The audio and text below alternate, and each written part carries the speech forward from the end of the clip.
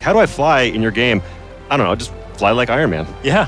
How would you fly if you were Iron Man? Exactly. That's so cool.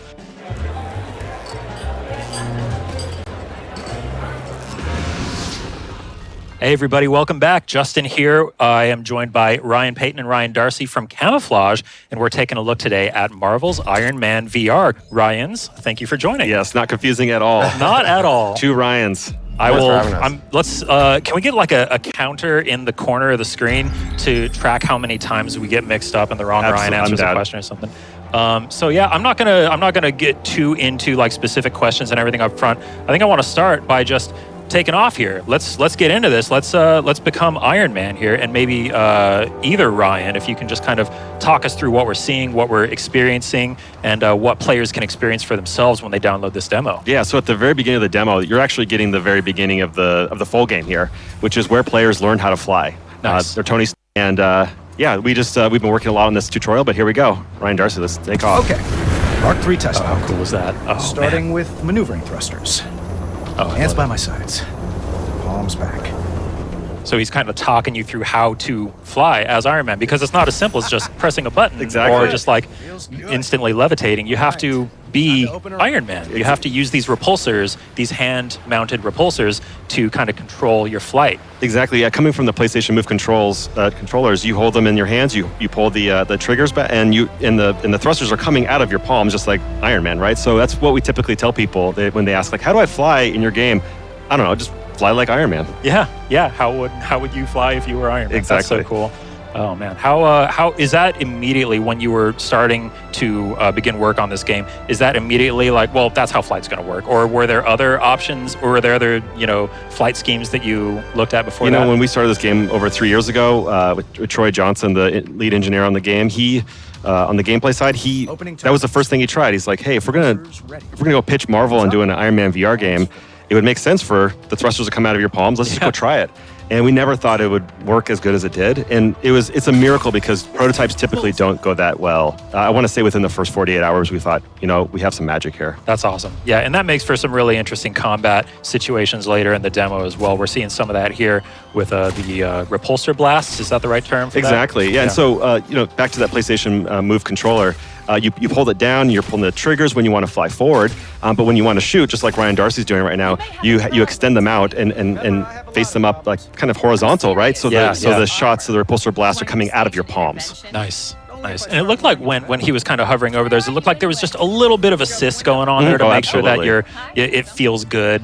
Oh right? Yeah, we're cheating all over the place here. It looks all really natural, but under the hood, lots of different aim assists, flight assists, these invisible bumpers, all these areas and amazing tech that the team built to make sure that it's as comfortable as possible while you're being Iron Man. I feel like that's kind of that's a motif that we've seen in a lot of VR games up until now, is the idea of developers finding transparent ways to help the player so that it doesn't feel like they're getting help, but it just makes the experience feel more comfortable, more natural. Absolutely. And one of the things that we knew we wanted to go out with this game was we want to spend a lot of time making sure that it didn't feel experimental. We wanted because we know that people love like the smaller VR experiences, trying out little things. But I think that as VR has matured, as the PlayStation VR platform has matured, players want a meatier experience.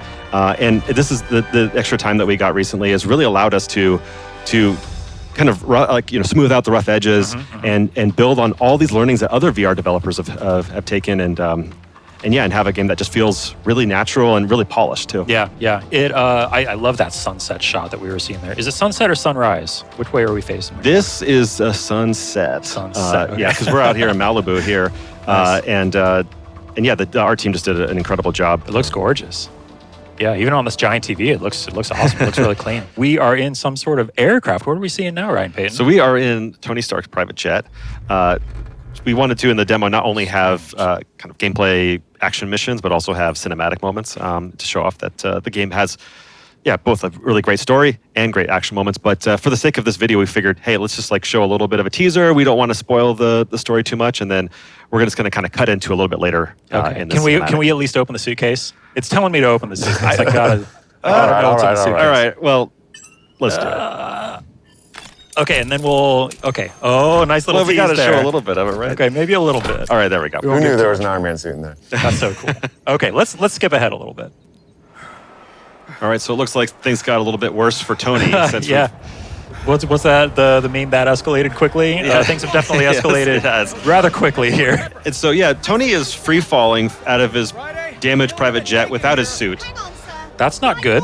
But what is like more Iron Man than falling out of this out of airplane, having to suit up in midair? Yes, And I love it. We took like the big inspiration from the films, obviously, but also back to like the Demon in a Bottle comic book series back in the late '60s. That really is just like the most Iron Man thing. Like, let me relive that sweet scene where the suit comes to him. We knew we had to do it, especially in VR. It just has this really great feeling, Yeah. and also a terrifying feeling as you're as you're going closer to the ground. Yeah, how you feeling, Ryan Darcy? I'm all right. I think I'm going to be safe. You good? Okay. He's played this once or twice. Yeah, all right. But yeah, we wanted to have like a classic kind of Iron Man suit up sequence, and this leads into the second big mission that we have in the demo. The demo contains it's a really robust demo. It's got 2 campaign missions plus some optional missions as well, and lots of areas for players to kind of test their skills. But this mission we're about to jump into is one of the more set piece types of missions. Oh, nice. It's less about kind of flying around wherever you want to fly, and more about kind of like this kind of epic set piece as you're trying to rescue this jet that Pepper Potts is on that just got attacked by our main villain in the game. Yeah, seems pretty important. Yeah, it's very important. Yeah, we can't let Pepper, fall to at the hands Can't of let one bad of our things big, happen yeah, to one of- Sweet one of our Pepper. big villains. All right, so Tony's back in business. He's got his suit equipped or his armor equipped, and then How fast can you cover 1,500 meters? This fast. This fast? Oh, that's cool. Just flying straight through the title. I love it. yeah, that was one of the things we learned through VR development is that 2D UI just kind of printed on the screen is less exciting than having it in the world. Yeah. And we've actually been taking a lot of that kind of detail that we initially put into the HUD and are starting to put in the world. Like you see the scanning, for example. Yeah. It's easier for players and it feels a lot more immersive as well. Yeah, HUD is really interesting. It seems like an interesting thing to address in specifically this game because in the world of Iron Man, he is constantly surrounded by that HUD at all times. So did you like see that as just an easy excuse to like, well, okay, well, obviously we can just put HUD stuff on the screen because it's Iron Man? Or It's interesting because at the beginning of development, our instinctual move was to just add all this extraneous detail in the HUD because Yeah. that's what you kind of see in the films and in the comics, right? But we found that when you actually play in VR, it's closer to what it's like in real life, and that your eyes look at different planes, and it's actually really difficult to read a lot of meters and numbers on the sides of your periphery. Yeah. So that's why we've been moving a lot more things into the actual game space. That being said, though, it does feel cool to have all these things in your periphery, Yeah. even if you're not necessarily looking at them all the time. yeah, So here we're finally introducing the player to one of our early and easier enemies. This is where players are starting to learn how to fly and shoot, which is really core to our game and really unique to our game too. And that's why it's taken us so long to, I think, really nail the core mechanics and introducing the core mechanics, because there's not a lot of games out there where it allows you to fly at 250 miles an hour and Yeah. shoot repulsors out of your palms, right? just back to the UI and the HUD for 1 second. Sure. I love that you've got some of the parallax stuff going on with it, so that it gives it more of that 3D feel. I can only imagine we're just looking at a 2D output Right. of the game right now, but I can only imagine in the headset that must look much cooler. Absolutely, yeah. It's one of those challenges of showing off the game on a 2D presentation, Yeah. right? Where the game just looks and feels so much better and more immersive when you're in the PlayStation VR headset. That's true of any VR game. Absolutely. Like anytime you try to show off a VR game, it's like, no, but trust me, everybody, it's way cooler once you're inside the headset. Yeah, and it's absolutely true, So right here we have just like one other kind of wave of enemies. But one of the things that I think is good to point out is that working with Marvel, one of the things they helped us understand midway through development, with a cool rocket punch, So Ryan cool. Darcy, is that being about what's like to be an Iron Man and being a superhero isn't just about just punching and shooting your way through problems. It's about also doing heroic things. So Yeah. midway through development, we actually added a number of elements to this mission, for example, like you saw a little bit earlier where Ryan Darcy was putting out the fire through fire suppressants that are coming out of his repulsors.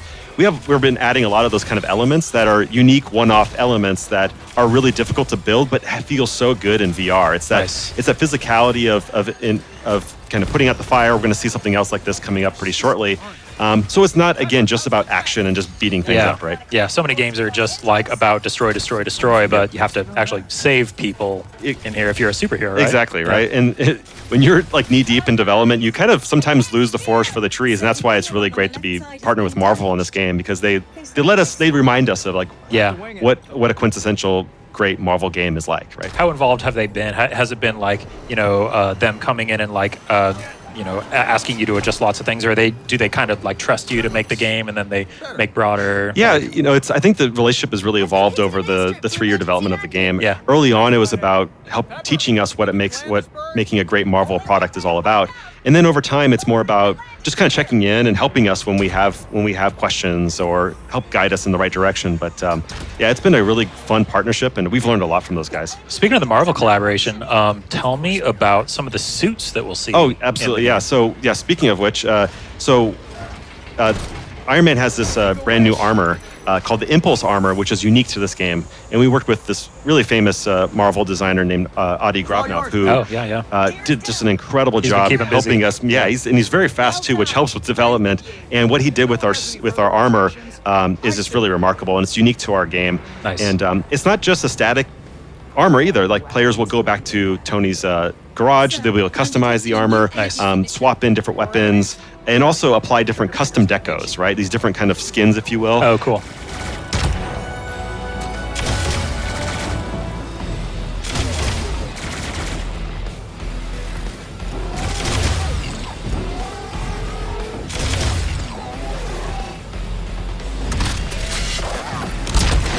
Oh, so you're alluding to like unlocking them like by way of in-game challenges? There's various ways to unlock the custom decos, as well as the different augments and weapons that you can apply to your Impulse armor as well. Sweet.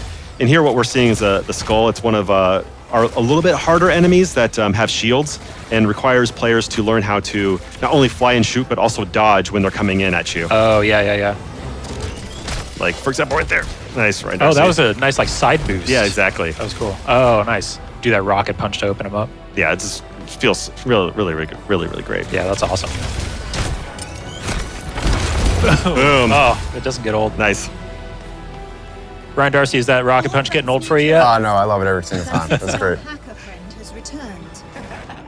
You have something good when one of our QA testers tells me I could rocket punch all day, and he literally does do that all day. So. Oh, it's amazing. Anyway, you paying him for that? Of course we're paying. He just sits there. Yeah, shout outs to Matt Monroe, who's been doing a great job testing the game. But here, so we've got a little bit of trouble here. Another enemy that we're introducing here, named the Revenant, is putting Pepper in even greater peril here. So Tony's been hacked out of his suit for momentarily. Friday helps him get back online, and now it's up to this kind of epic conclusion to this mission as Tony has to boost his way down to this jet that's facing imminent danger. I think Ryan's got this. I don't know. There's a lot of debris in the way. There is. Pepper's counting on you.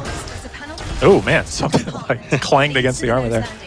And thankfully, we've got Pepper, we've got Friday here to assist. Yeah. And that's one of the fun things about working on this game as well, is that we get to integrate a lot of really famous and fun Marvel characters. Yeah. In addition to like Nick Fury, we've shown off, Ghost, and we've got a couple other characters that we haven't yet revealed. Ooh, secrets. Yes. Can't wait to learn more. Can he do it? There she is. All right, Ryan Darcy. Want to make it? Moment of truth. Take my hand! Tony! Nice. Yeah. Nice. Pepper saved. Nice job. Whew. Action packed. Nice. All right, Good job. so that's the conclusion of one of these main campaign missions in the demo. Ryan Darcy, thanks for doing just a great job showing off the game. Justin, thank you so much for all the great questions. And, Thank you for being here and for shedding so much light on the development of Marvel's Iron Man VR.